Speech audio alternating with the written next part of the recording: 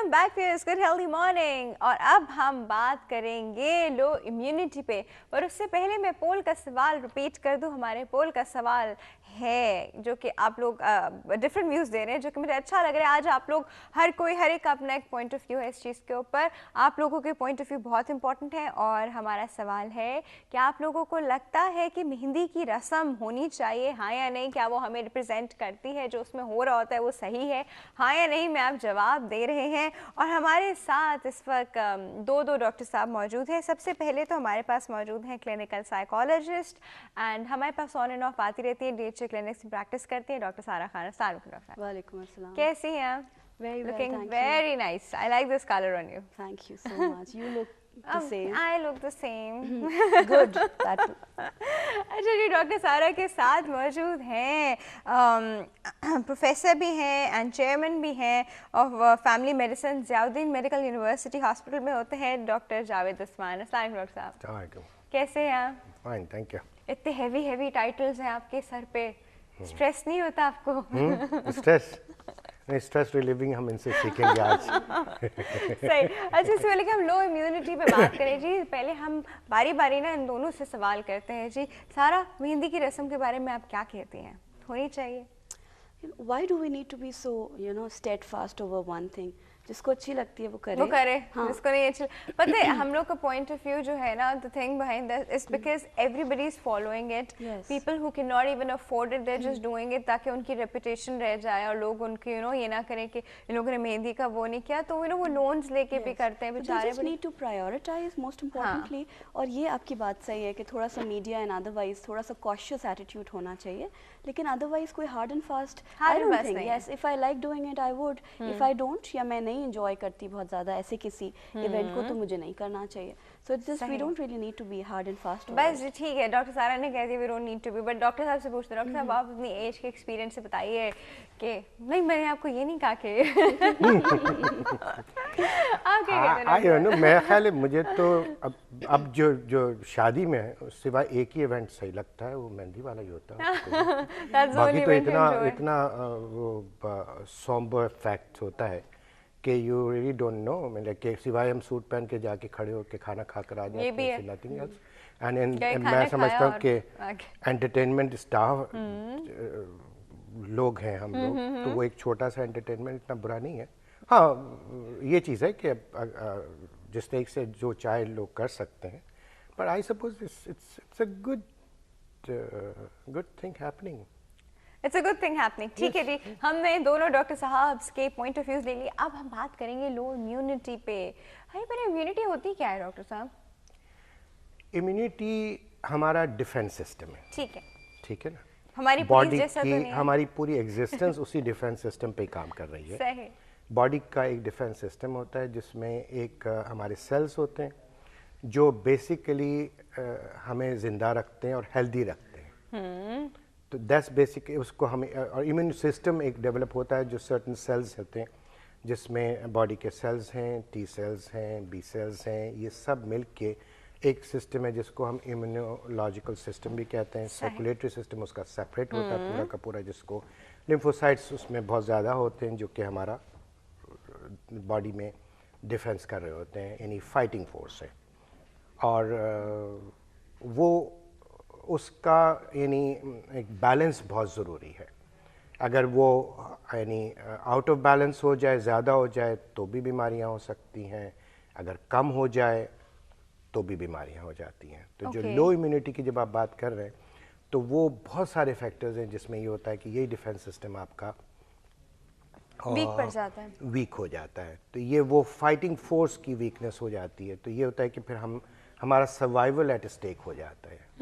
As a living organism ہم as such performance ہی نہیں کر سکتے.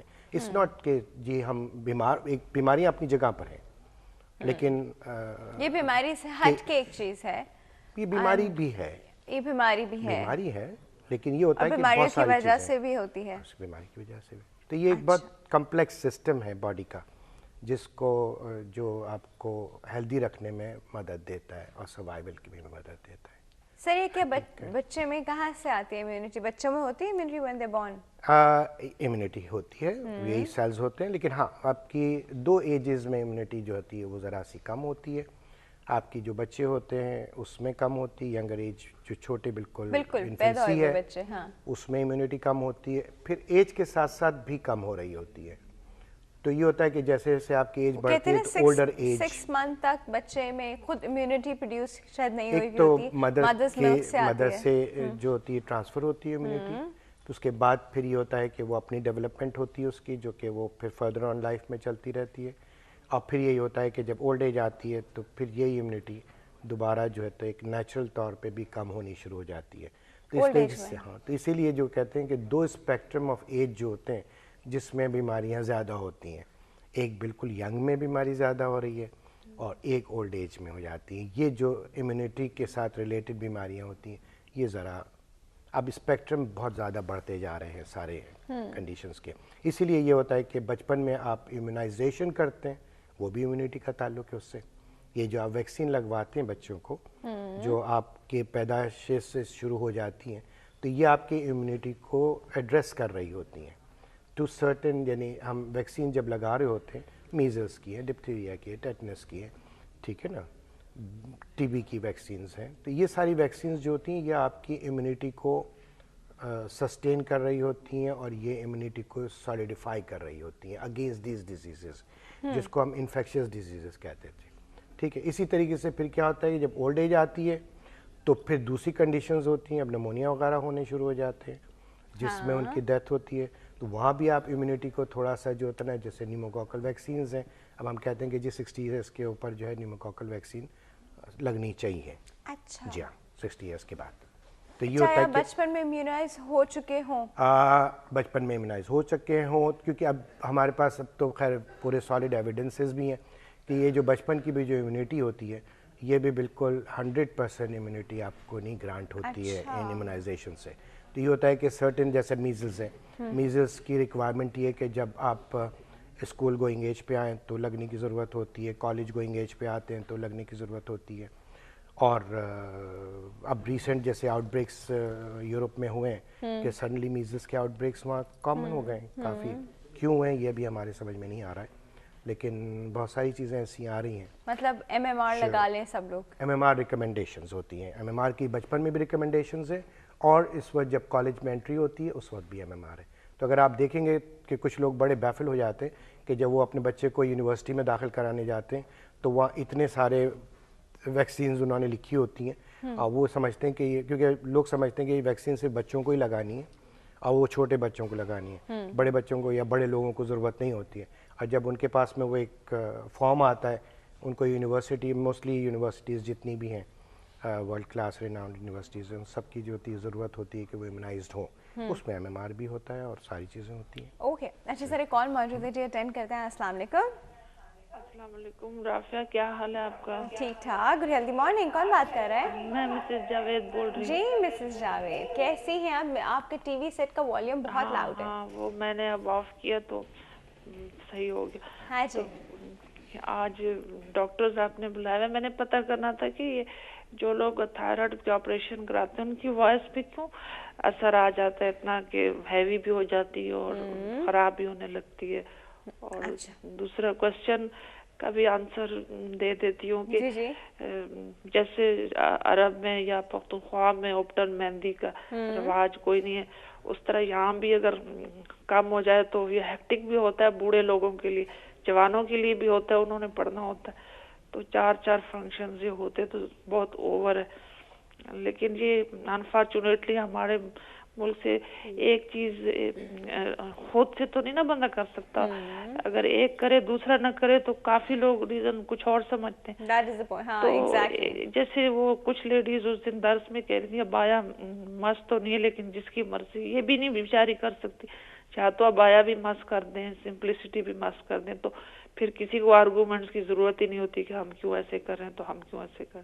اور پھر اتنا تو کوئی بھی نیک نہیں ہوتا کہ وہ اپنی مرضی سے اپنی لائف چلائیے. تو देखिए ना अमेरिका में भी एक दिन लोड शेडिंग हुई तो वहाँ सब ने क्या हाल कर दिया, रॉबरी भी हो गई, डकैतियां भी हो गई, मर्डर। तो कोई गवर्नमेंट कोई हमें तरीका बताए तो उसके मुताबिक ही चले।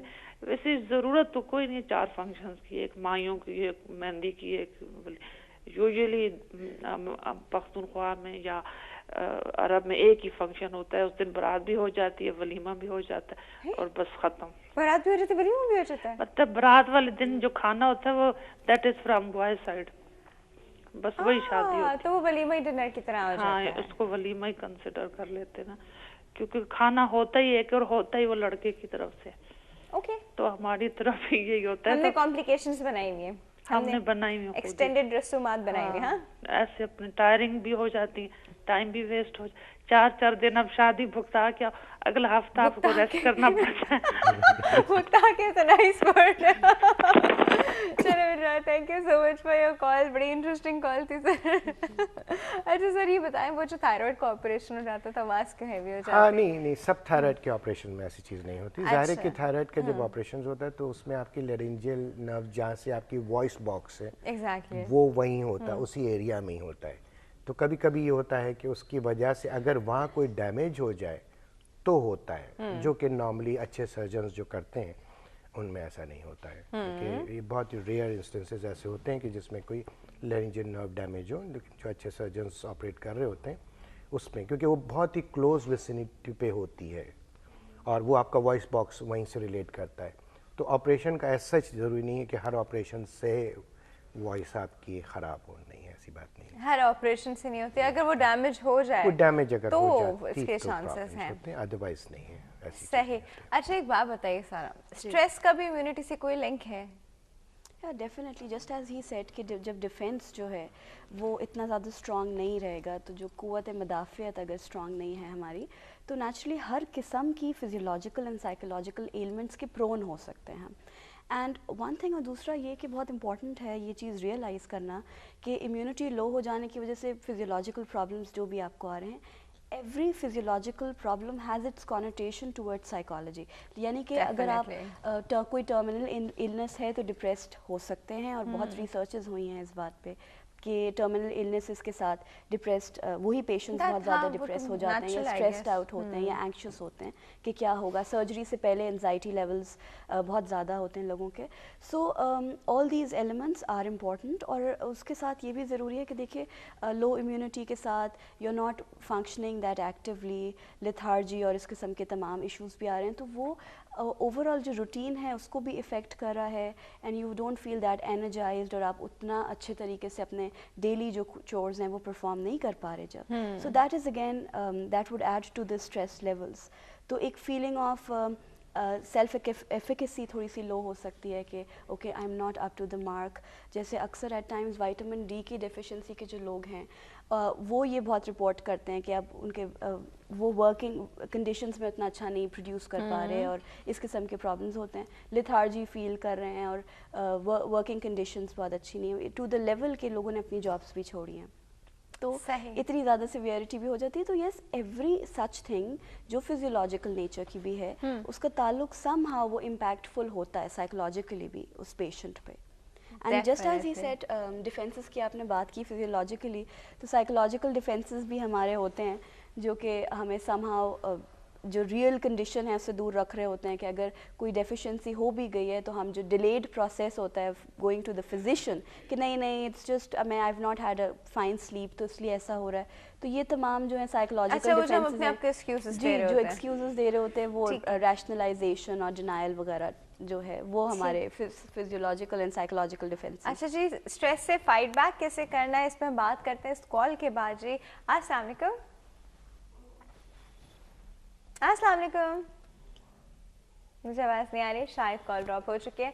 अच्छा सर, ये स्ट्रेस के अलावा, ये स्ट्रेस तो चले एक लो इम्यूनिटी का एक रीज़न है, और क्या रीज़न हो सकता है इस पे अभी हम आते हैं एक छोटे से ब्रेक के बाद। व्यूअर्स कहीं नहीं जाएगा, विल बी राइट बैक।